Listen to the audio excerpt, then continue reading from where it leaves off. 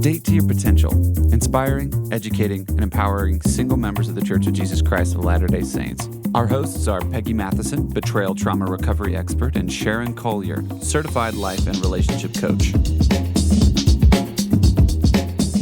So we just recorded this whole episode and then deleted it. It was awful. So we're starting over again. Hi, episode 37. Woohoo. I know. I'm like, we both have to say we're a little triggered. Yeah, this is the signs that it's not love. That's not love, yes. And so much of this are abusive behaviors. Yes. And it's unfortunate that so many of us don't really recognize these behaviors, or we do and we're triggered and it keeps us from getting into the right kind of relationship. Or we think we can fix the person. I can't tell you how many sessions I've had, and mostly women. I've only had one man in the last 4 years come up with this, but mostly women who call and tell me all the abusive things that are happening to them, expecting me to come up with some magic spell to fix their man.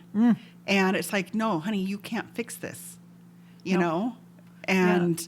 You know, they're like, what do I do? I'm like, you leave, which is, you know, we're going to talk about this a little later, is way harder than it sounds when you're attached to somebody and when you've been in the relationship. But we want everyone to know the signs because it starts out little. Yeah, it starts out small, subtle. Yes. You know, let me just start with the abuse cycle now. Yes, the first that's one, perfect. And there are a lot of, let me just back up before we do the abuse cycle. I want to tell a little bit of a story about how I came to understand a little more of what was going on with me. And it was just a month and a half after my divorce, and he'd come out in the public, and it was everywhere. And I had this weekend that I had 12 hours of friend therapy. I had 3 friends that spent time with me, and Which they all is perfect. and it was so supportive. It was so great. And that is one of the things that you need to help you if you're struggling in a relationship where there's power over you being exerted. Anyway, one of my friends said this to me. She said, think about this. In the pre-existence, according to the doctrine that we understand, Yes. Satan came out and said he had a plan, right? Yes. His plan was that he was going to make sure everybody came back. So he was going to control the whole thing, and he wanted all the glory. Take away our agency, right. and all the glory. And he was wanted to his. have Yes. complete control. Yes, the ultimate narcissist. And here's the thing that blew my mind that she said, which was, he didn't actually have a plan. Yeah. He was just lying to see who would follow him. He is the father of all lies. Yes. So there are commonalities when there's abuse. Now you can be with someone who hasn't done their healing work, and they may not be an abusive person, but they have abusive characteristics because they're about control. Yes. So there's a difference between someone who's a chronic, who's a straight up super aggressive personality and all they want is power and control, and that's all they'll ever be satisfied with, and someone who has been taught that either learned behaviors their mom or their dad, right? Or they have not felt like they've had control in their life, so they reach out and they try and get control of other people. Yes, but that's very it's not a good thing, and you want to know what to look for. But it all comes with control, lies or deception, Yes. and wanting to have power over another person. And that's the adversary system. And then Heavenly Father's system, of course, is agency, freedom, love. Yes. Supporting supporting you and who you really are. Respect and all of that. Everything Jesus taught us. Right. And so in the control system, in the adversary system, when we're talking about a lot of people talk about narcissistic personality. There's a spectrum of narcissism that people can have. It's basically real selfishness. And as Elder Bednar says, all sin is based in pride. And that's a very selfish thing, being prideful. And there's many different levels of it. But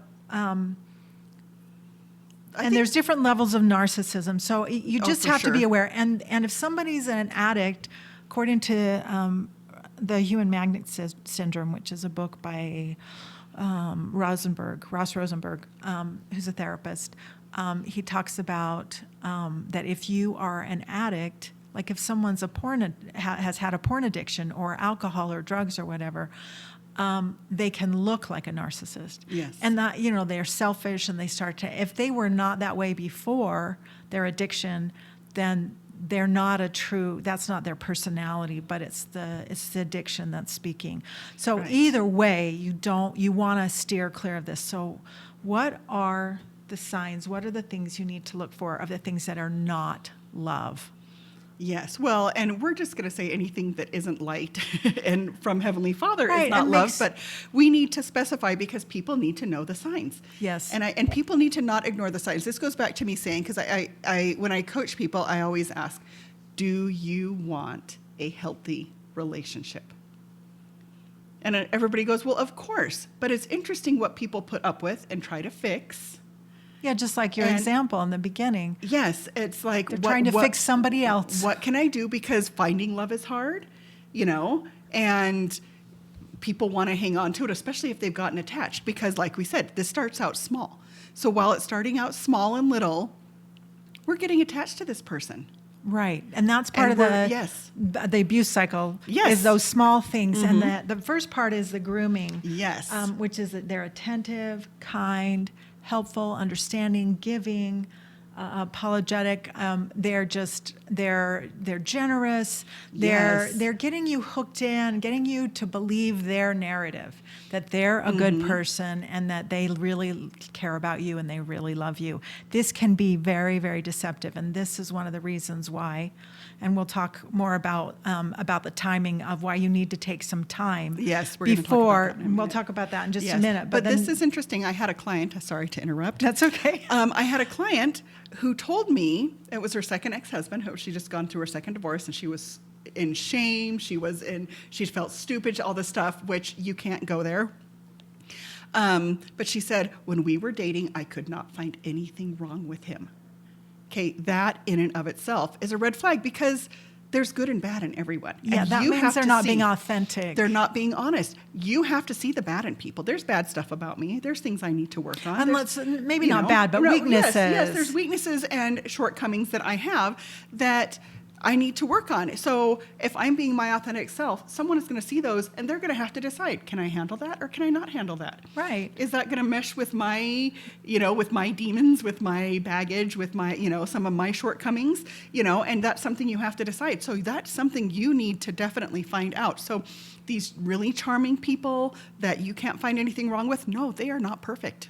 There's something There's- wrong that is a there. red flag. Yeah, and you should be, and your gut should be going off, and you need to be listening to that. We'll talk about that more in a minute. So the second step, besides the grooming, is the tension. Then it can be irritability, frustration. There might be resentment. There's things coming up that's uncomfortable, and you're trying to figure out what's going on. And then the action. So grooming, tension, action, and that's where they actually start doing some of these abusive behaviors, Yes. manipulating, lying, maybe acting out in some way. In anger, snapping, Yeah. name calling. Yeah, or you see, and you can see this not just the way they treat you, but you can see this in the way they treat others or animals. Yes. Take that as a red flag. Yes. If that person, gets into that place of Well, acting out. They talk about that if they can't be good to the wait staff or the valet or Right. whatever. Eventually, that behavior is going to come around to you. That is not Yes. special to the help. No. that is their behavior, and it will eventually come around to you. Yes, it will. And then the last stage is the denial, the gaslighting, minimizing, victim blaming, which is what we're going to talk about, some of the signs. Yes. So where they start, they deny and they put it on you. Yes, they turn things They around. turn so things you're being around. too So you're sensitive, and yes. So some of the signs are they're blaming you. It's called blame shifting. Like they may deny that they've done something in a small way, and then they figure out a way to put it on you, and you feel guilty. You don't want to make them feel bad. I mean, in the dating situation, there's so much where we just don't know, and we're trying to put our best foot forward, right? Right. So we're trying to give them the benefit of the doubt, but they can start to put things on us, and that's blame shifting. Like they're the one that we should be focusing on, but they want to focus on you and your problems, Right, your because weaknesses. yes, you shouldn't be so sensitive, and you're Right. overreacting. And, Right. And a normal person wouldn't behave that way. You're and yes. emotional. You're, calm down, stop freaking out. You're crazy. Or Yes. one of the ones that's kind of burns me a lot is, I'm just joking. I'm just joking. You don't have a sense of humor, and that is not okay. If they've said something that's demeaning and that's disrespectful, and they just go, oh, I'm just joking. They can't pass that off. Let me look it up really quick. Jeffrey R. Holland has a quote about that, and don't we love Jeffrey R. Holland? We do. Okay, ready? Yes. In a dating and courtship relationship, I would not have you spend 5 minutes with someone who belittles you, one who is constantly critical of you, one who is cruel at your expense and may even call it humor. Life is tough enough without the person who is supposed to love you leading the assault on your self-esteem, your sense of dignity, your confidence, and your joy.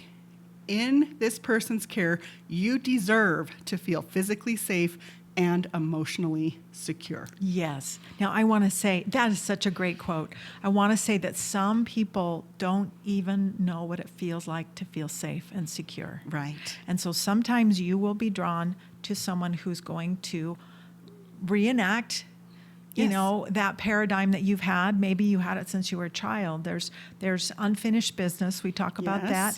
that if you have unfinished business, it's going to play out in your relationships. Well, I did that. My mother was mentally ill, and guess what? All those mentally ill patterns in my husband were very familiar and comfortable. And you don't see it. And you don't see it because my whole life I didn't know anything different than this abusive situation. And we could write it off and say she couldn't help it, but it was still an abusive situation that I became comfortable with. That was my normal. Right. So I just got right into a relationship with my husband at 18 years old. And, I just repeated the cycle. Yeah. It's very common. And the thing is, if you don't take care of your stuff, now I'm not saying, Sharon, that you caused any of the abuse. You didn't. It was all on him. Right. If he did things that were not kind to you, then that's all on him.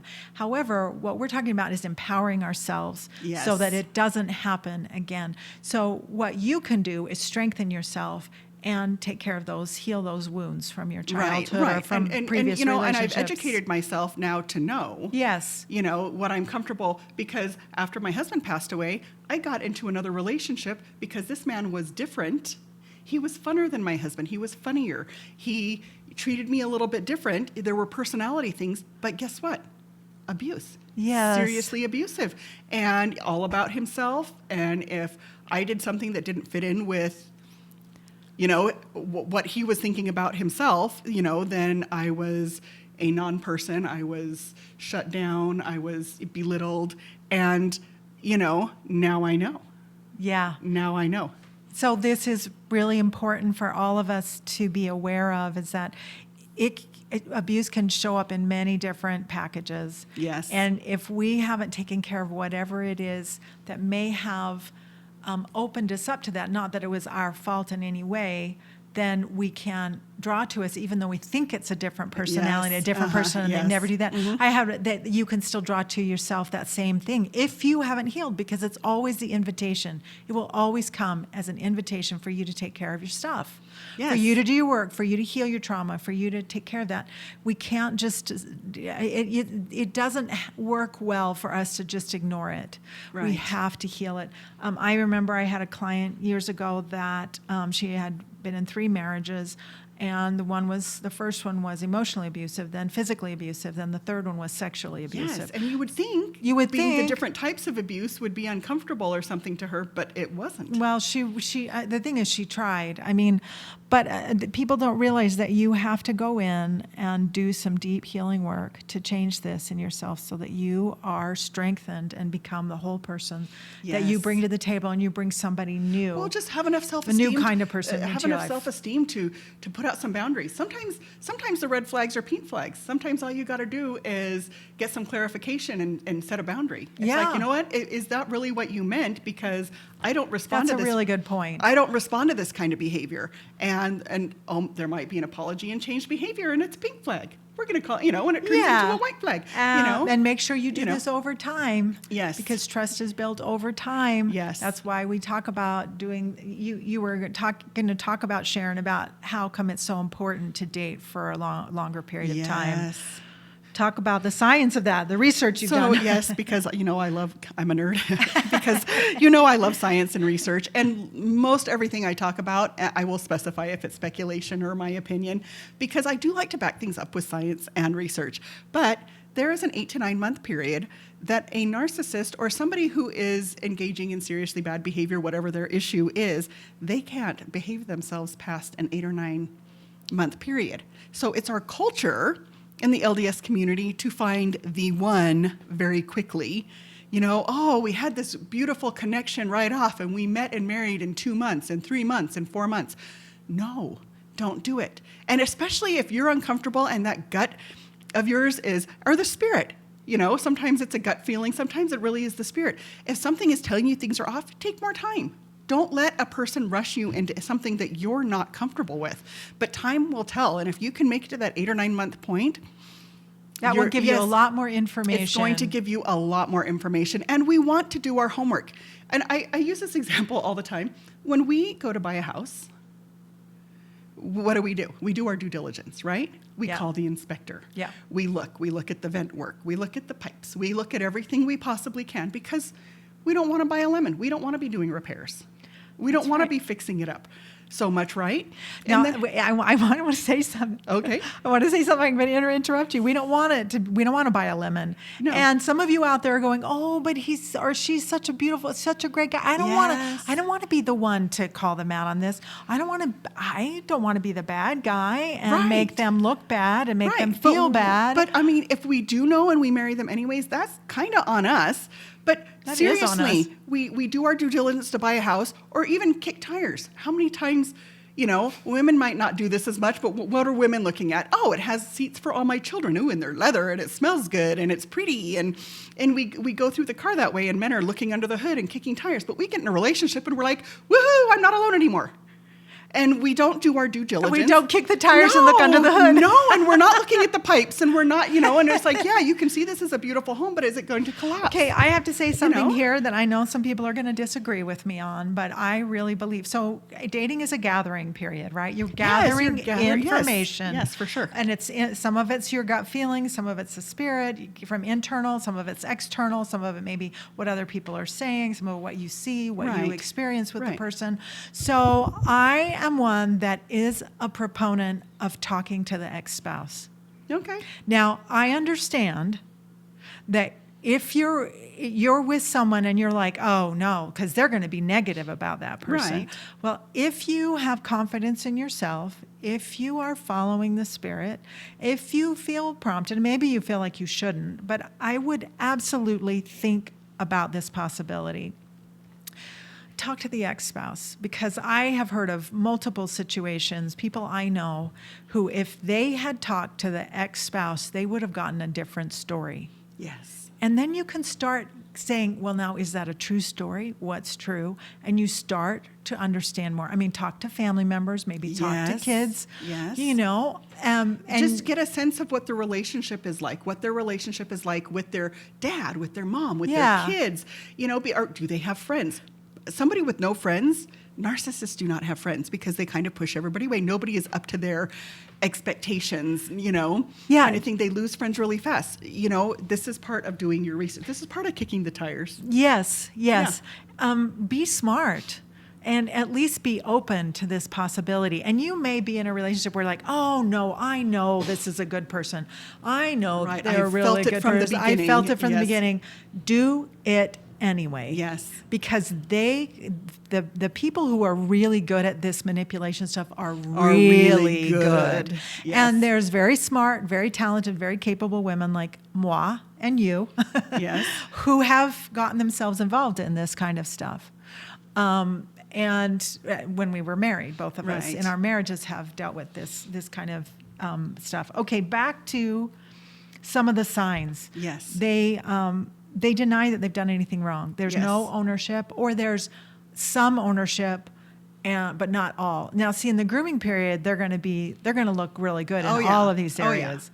In the grooming period, you may not see any of this. My favorite is the apology and the behavior never changes. So that's a big red And flag. I think a lot of people get sucked into that. Well, he apologized.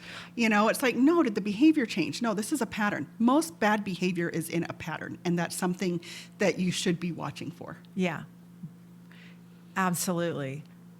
If they say one thing and do another, Yes. that is a huge red flag in Yes. any way. Yes. They say one thing and do another. Now, if it's one time and it's like, oh, and there's something, that's fine. Right. But if you see it on a regular basis or Yes. something that's pretty You look for the important, patterns, or your yes. gut starts firing, important. Yes. Okay, they trivialize anything about you. Yes. Minimize what you do, or kind of down, dismiss you, or they minimize their own bad actions. Yes. Like, well, that wasn't that big a deal. Yeah. Why are you being so sensitive about Yeah, that? Yeah. those kinds of things. Stonewalling, they say they're going to do one thing and they don't ever do it. Yeah. They hook you in and make you believe that. There's something in the sex addiction world that's called DARVO. And DARVO is an acronym for deny, attack, reverse, victim, oppressor. Ah. So they deny that they've done it, they attack you, and they make you the persecutor, Yes. make you the oppressor, and they become the victim. Now there are victim abusers out there that take the victim stance. So if anybody's taking a victim stance, That's not a healthy yeah, person. get out of there. Get Yeah. out. Just say goodbye, okay? That would be blaming and making excuses. Yeah. So if you're dating someone and they keep, talking about their ex in such a negative way, to me, that's a red flag. That's a lot of forgiveness needs to happen in healing work and things that Yeah. if they're not even in a good place to date, let alone talk about marriage or anything and like whatever that. that's about, if they're blaming other people and they're blaming you or blaming something Well, else. an other apology than- should never come with an excuse. Have you noticed that? Oh, I've just been in a really bad place. I'm sorry. Yeah, but I'm, is that a real apology? If you've gotten an I'm sorry, but that isn't a real apology because they are not taking ownership right. of what they're doing. Right. So those are some of the signs. What can you do about it? Now, I just want to say this is a huge, huge topic. It is. There's so much involved in this topic. If you find yourself in a situation where you're concerned, follow your gut, trust yourself. The thing about becoming a victim of this kind of manipulation and control is that these abusers are really good at it. And the thing is, you got to understand that we're living in a world where predators can hide very Yes. easily. Well, they've done this before. Yeah. A lot of times, they've done it before lots of times, and Yeah. they've gotten really good at it. Yeah, and so they'll figure out what your weaknesses are and figure out how to use them against you. They will get you off kilter and then give kind of a 1-2 punch Yes, and then confuse throw you, something yes. confusing. They will. We are all believe that. Because we've been told this, that if there's an abuser, then they've had problems in their childhood, they've been traumatized, they're afraid, they're in pain, something like that, and so we should have sympathy for them. No. We should be, I'm going to take care of this person, or No, we have it them. doesn't diminish how you No, are the feeling. truth is that there are aggressive behaviors out there that none of that is playing into it. Yes. They just are aggressive. They're just out to win. And they want it. It's a power over play. Yes. If you are finding yourself in a relationship where you are feeling powerless, you're not feeling so good about yourself, Or it's you're confusing. feeling guilty, right? Or confusing, yeah. You're confused about your life or about your relationship with them. Those are things you need to start wondering why. Yes. You need to start asking why. The thing about your gut, as I was talking about a minute ago, is it's really hard if there's no objective evidence of Yes. what you're Yes. feeling. Yes. I am telling you from my own personal experience and from the many clients I've worked with, trust your gut. If Yes. you can't see anything objectively that supports what you're feeling, it's okay. You need to trust your gut, and you need to find a way to move towards what your gut feeling is telling you. Yes. So that and is maybe one of that's the just, ways that like we help. talked about, just more time to get more information. Yeah, it might You know? need more information. One of the signs that we didn't talk about, which I realize here as we're talking, is gaslighting. Now, Yes. gaslighting is when they present false information to alter your perception of yourself. They want to create self-doubt in you. Yes. So, and gaslighting is a term that's is named after a movie back in the early 20th century. I think it was 37, 38, something like that. It was called Gaslight. And it was about a husband and a wife, and the wife had all these jewels, and the husband wanted to make her look like she was crazy or make her feel like she was crazy so he could have her committed to an insane asylum and then take her jewels. And so what he did, they had gas lights, and he would make them flicker just a little bit. So it was you could barely see it. And she kept saying, the lights are flicking. He's like, no, there's nothing wrong. So he was creating a misperception, and she started to feel like she was going crazy. Yes. So here's another thing, too, which I've talked about before in the past. If it's really unhelpful and wrong to just label someone as crazy. Right. There's calling a woman particularly crazy and, just all these terms. She may be in trauma, and it may be because of, like, if I was dating a guy and he calls his ex crazy all the time and says she does all these crazy things and she just is overreacting, all this stuff, Right. I have to look at him and go, and what was your part in that? Right. Why is she crazy? She could be reacting to the trauma that she had with him. Right. So you just have to be really careful about that. So trust yourself, trust your gut, set boundaries. Yes. Yes. You need to learn how to set boundaries. We were talking about the appeasers. Yeah. We were talking about the fight, flight, freeze, or appease. And I actually know some appeasers, and they're not happy people. They No. really don't like themselves because, you start appeasing because you don't want to fight. And so you start brushing stuff under the rug and going, okay, I don't want to fight about this today. You lose your sense of self, Yes, too. because you just become that all the time with everything. Which you is start doing dangerous. that with your significant other. You're going to start doing that with your children. You're going to start doing that with your parents. You're just and I don't know. I know several, and I don't know one that's really happy. Really happy with themselves. It's not a good thing. So Yeah. set boundaries.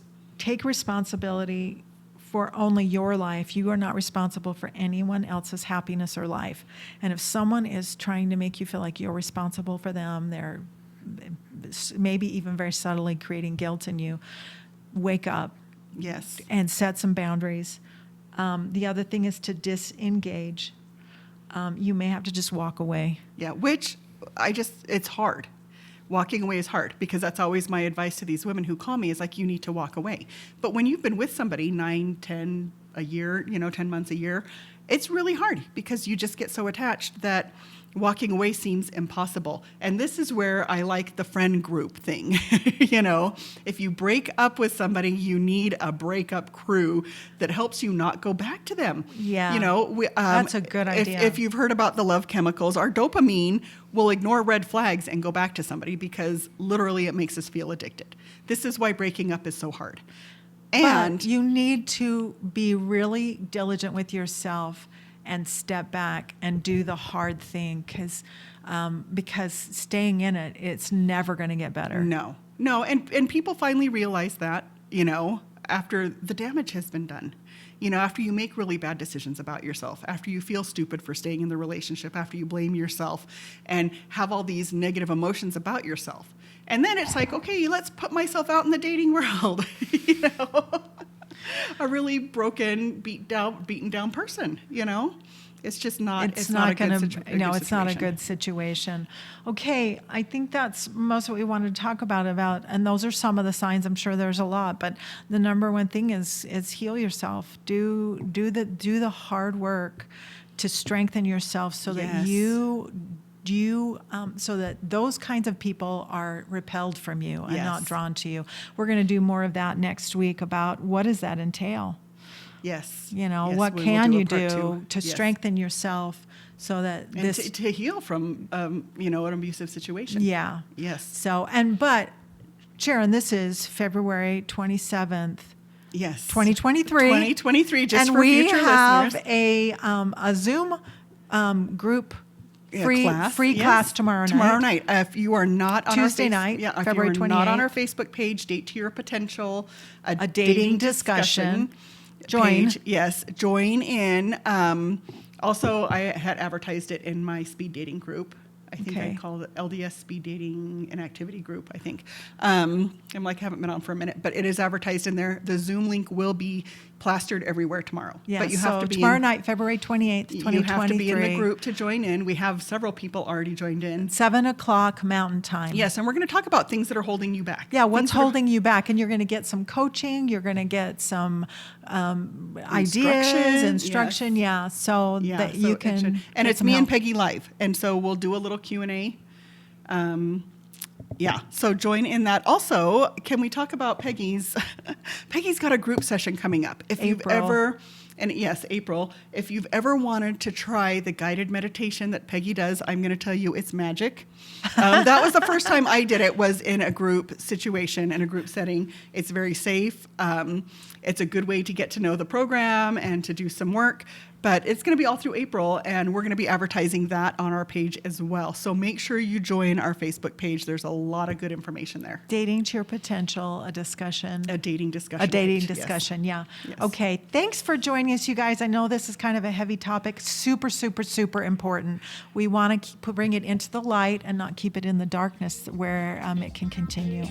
So thanks for joining us today. Goodbye till next time. Bye. Thank you for listening. We hope you enjoyed today's episode and that it inspired you on your dating journey. Please share this with anyone you think might benefit from what you've heard today and subscribe to our channel.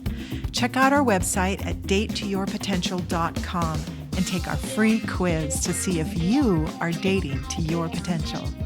We want you to know you are not alone.